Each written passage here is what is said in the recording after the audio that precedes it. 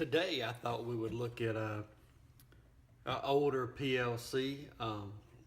This is an older Allen Bradley SLC, or we've always called them Slick 150.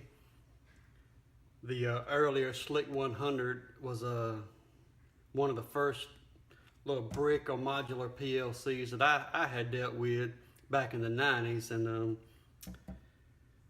I just thought we'd take a look at this today. I've had this on the shelf for a long time. When I was trying to learn PLCs, and in the industry I started off with similar to the PLC2, things of that nature with Allen Bradley, and these were, like I said, the first brick type.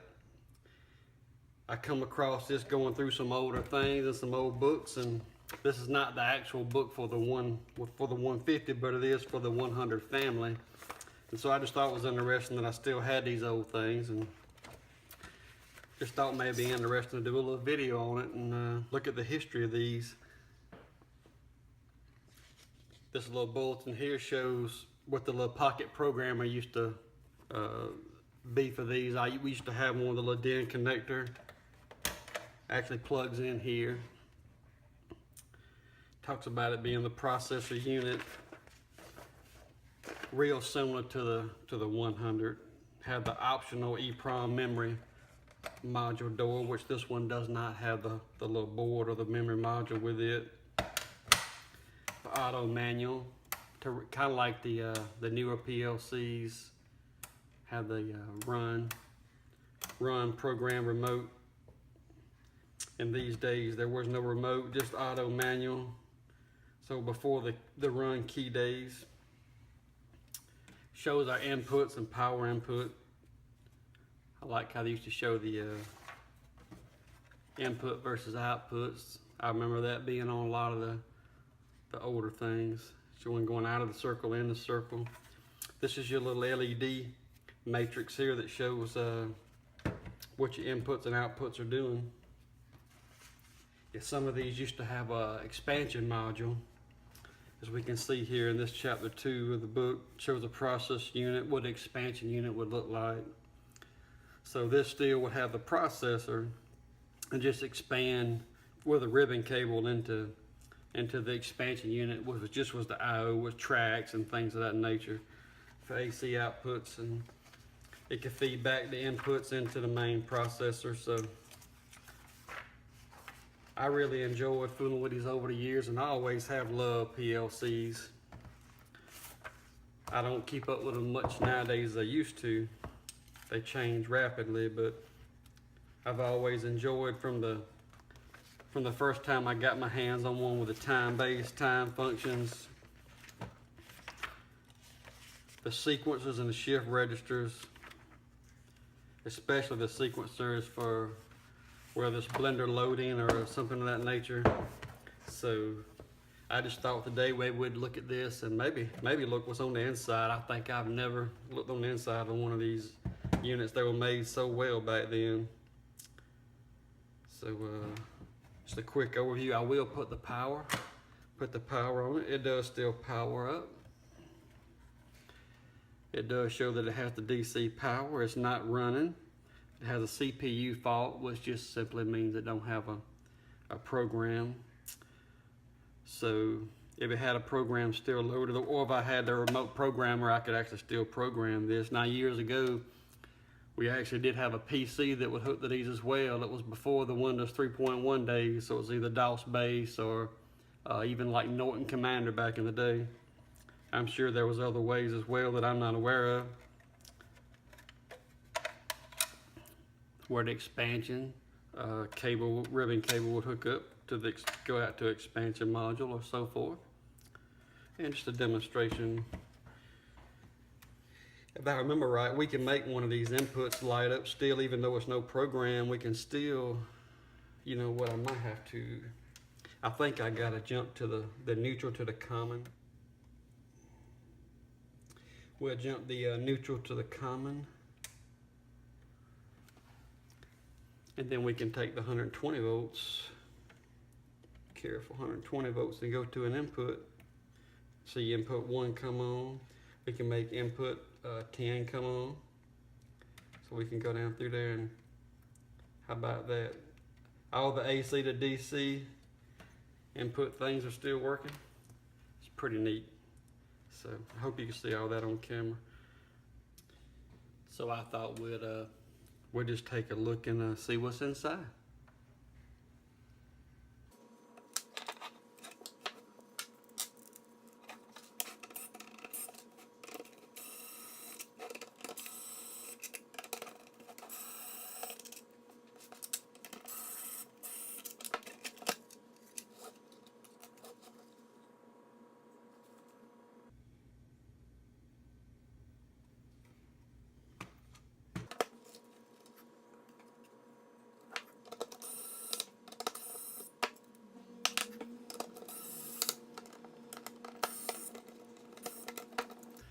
One thing about these PLCs, even these old ones, they had the removable terminal strip, so in the field, if you had to replace this unit, you didn't have to unwire every wire, especially the expansion modules and things. You could just pop these off and pop them back on with a couple screws, and that was really handy and really made replacing the unit a lot quicker. Even though these units very rarely failed, actually, it was still easy to change out.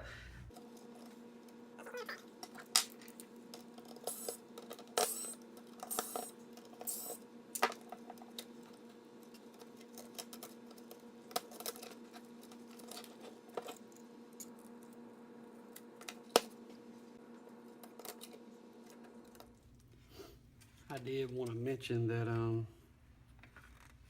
you look on the back side of the board, there are actually a good many surface mount resistors on there, which I didn't expect to find surface mount on this unit. I knew a lot of through hole and older stuff. I knew it was a couple, like maybe memory chips and processors and things that were more surface mount, but I didn't expect to see that many actual resistors on the back of the board. And capacitors, other passive devices on there. I believe this may come on out.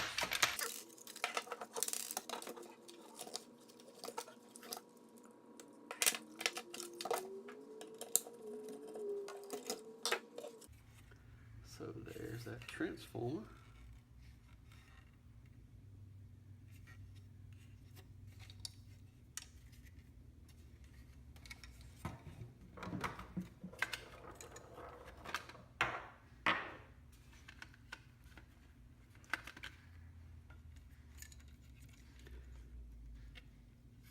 There's your input, power input protection and capacitors, MOVs.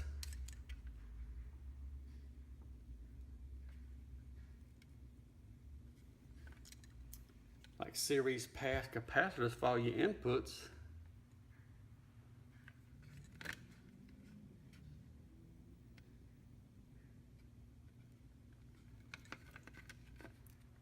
We have Sharp. Make sure you can see that okay. Sharp PC844.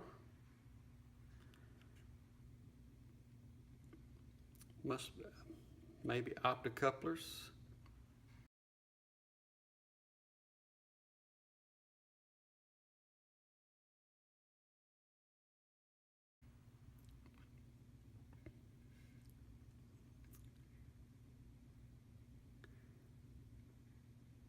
MH1910.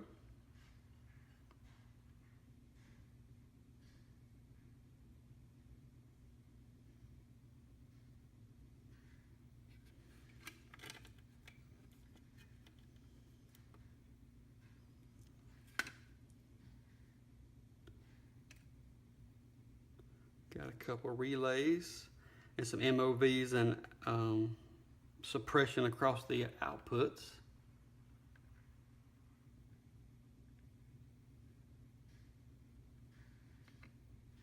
Ribbon cable interconnect, bridge rectifier and capacitors. All this being for the DC actual power supply side, with the transformer feeding the low voltage AC in.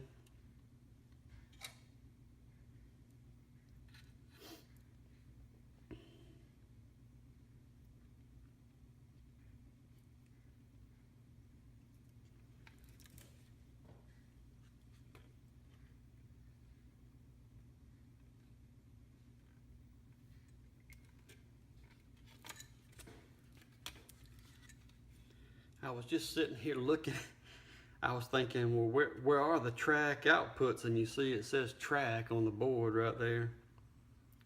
And that's actually a heat sink that was on the back. It makes sense now that I think about it. But this thing actually has a really nice track module. I didn't know they did that then, but not individual channel tracks, it's a whole module going across. That's what that whole rectangle is there, showing the pins and things of that nature. For that track module, that's pretty neat.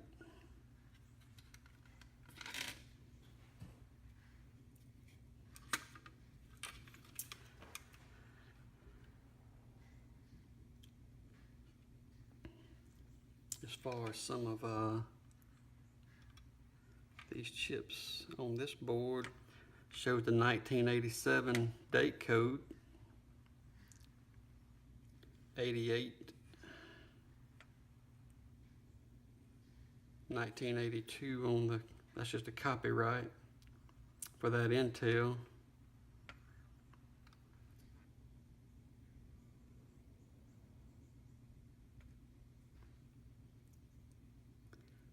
Let's look at a few of these chips if you're interested.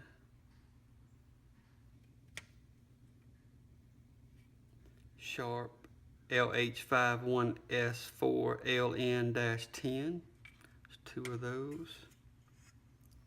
It's a NEC Micro PC 177C.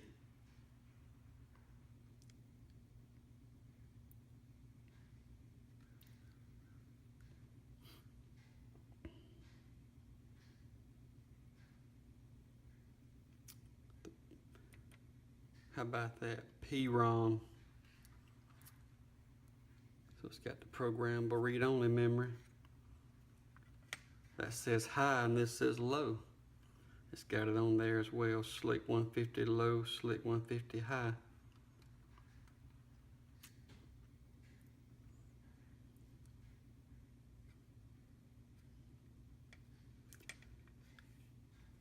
Some 74 HD74HC32P, HD74HC00P, and HD74HC74P. Got some Mitsubishi chips here.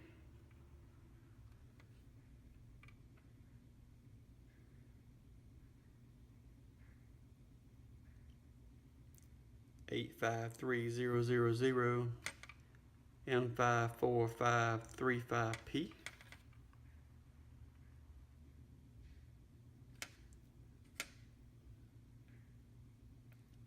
Some more there as well if you're interested. The crystal.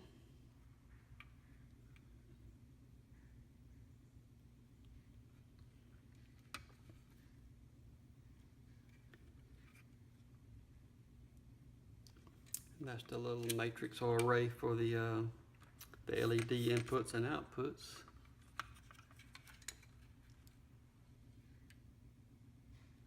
It doesn't look bad or leaky. And actually, none of the electrolytics look really, really bad.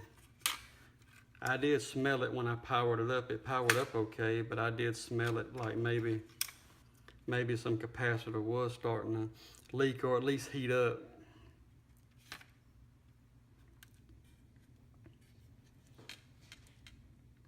That's an interesting device right there.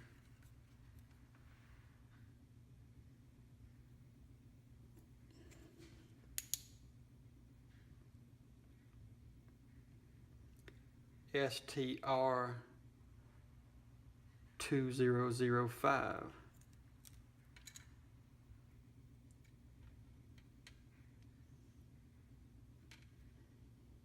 It's marked on the board as such too, STR2005.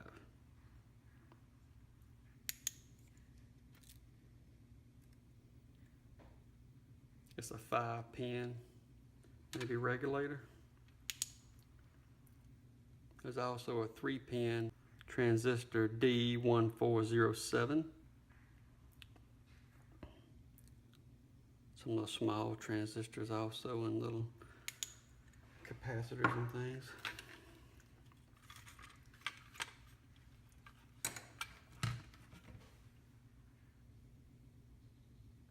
Well, we'll put it back together.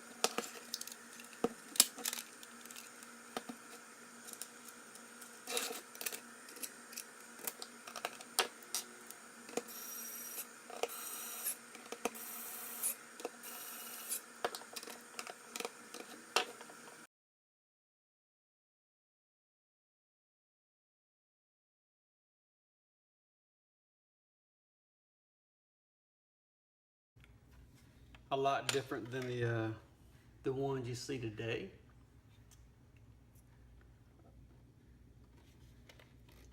But very, very similar functionality. I know PLCs came along way before this one. My involvement wasn't beyond this very much, but from Modicon and other name brands as well.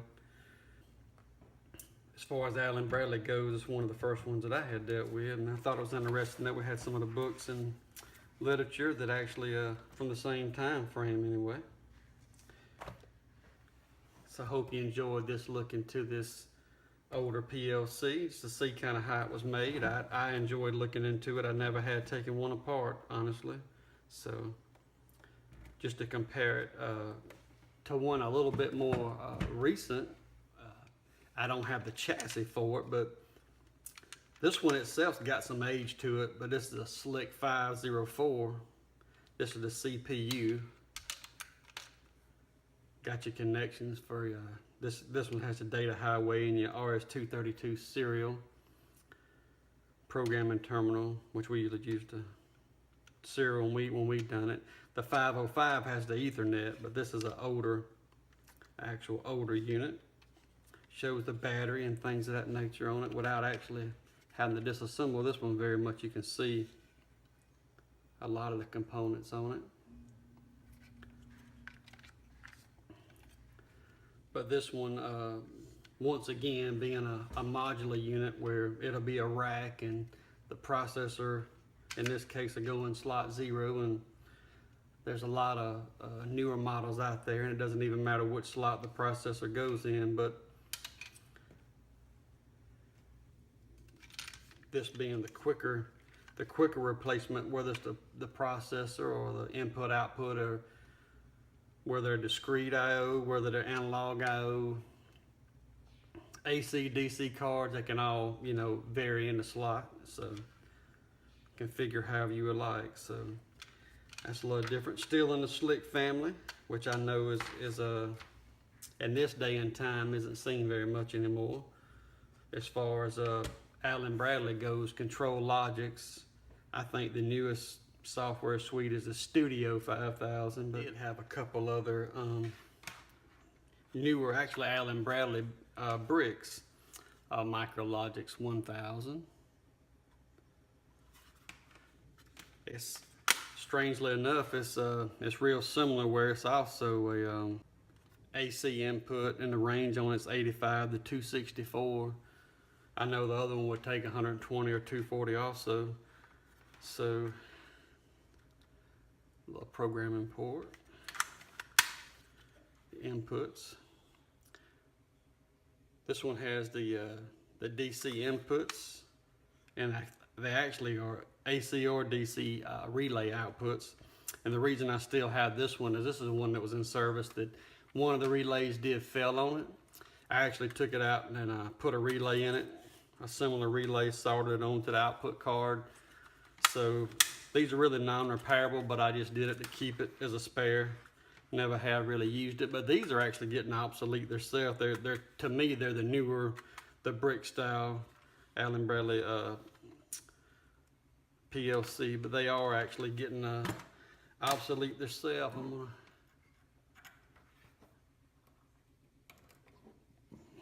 close this up. I forgot what little program I have in this, but Relay 3 evidently was the one that had failed, so I wrote a little program for Output 3 to come on and check it. So I think that was the last thing I had done with it. But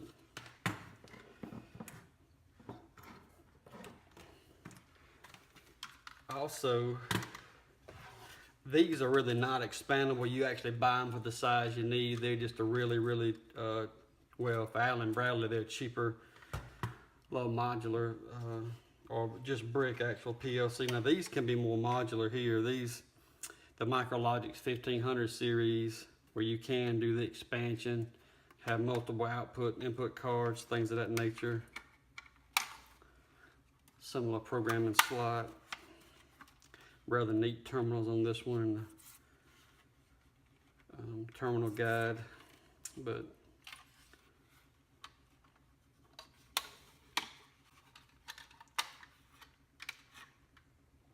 that is your, they run remote and program.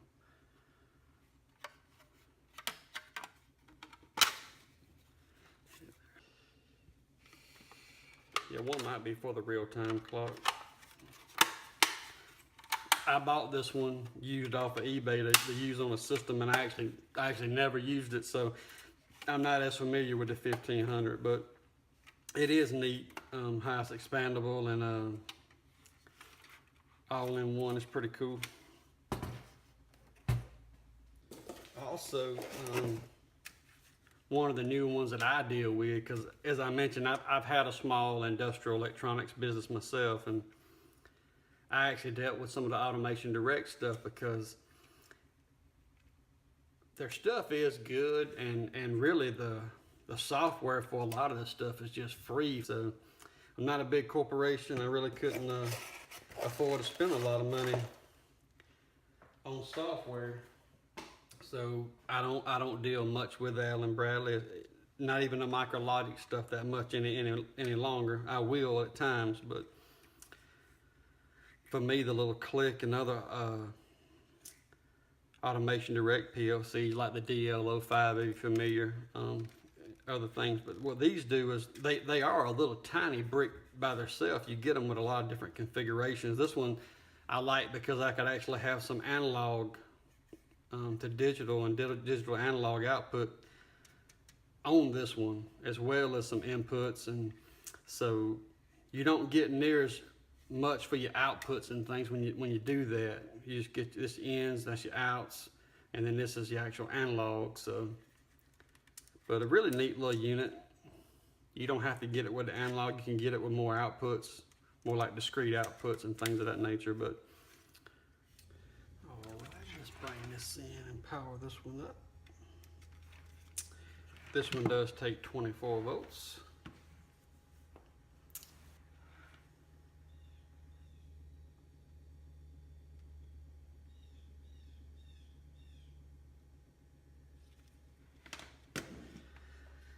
One of the projects I was working on with this, I actually took a little touch screen, and this touch screen is kind of neat because right now I just have it, you can power it by 24 volts correctly, but just the actual 5 volts will get this programming and power up the display and backlight and everything. So I just have the USB hooked up and the communication serial cable hooked up to port 2.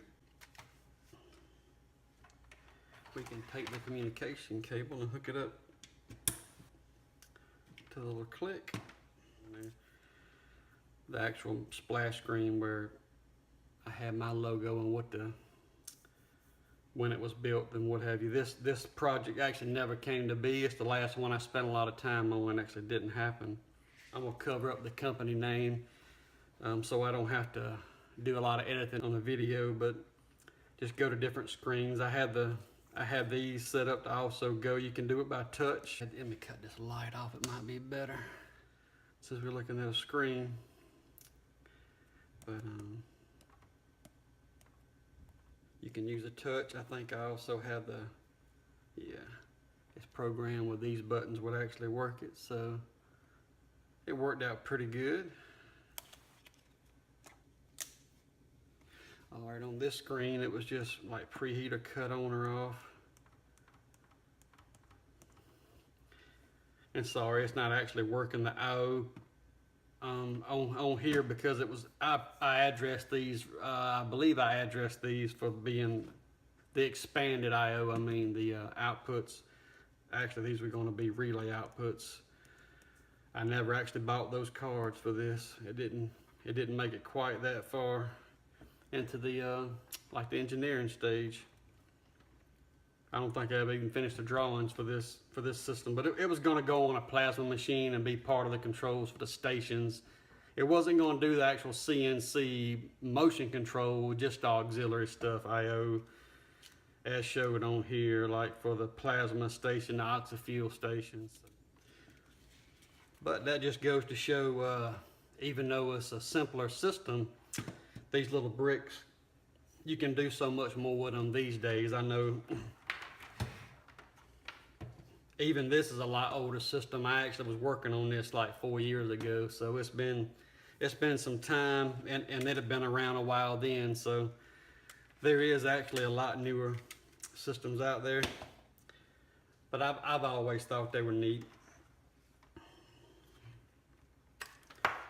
And since I started off showing the older brick internals, I just thought I would show a little bit about some of the newer styles of the same thing that's still being used today. The touch screens and things of that make it a little easier. Not as many actual physical push buttons and things of that nature. That just gives a little bit of comparison over the years that I've dealt with PLCs, so I just thought I'd share that. Anyway, if you're interested at all in PLCs, hope you got a little something out of the peek inside this older unit. If you liked it, please give it a thumbs up and please subscribe, and thanks for watching.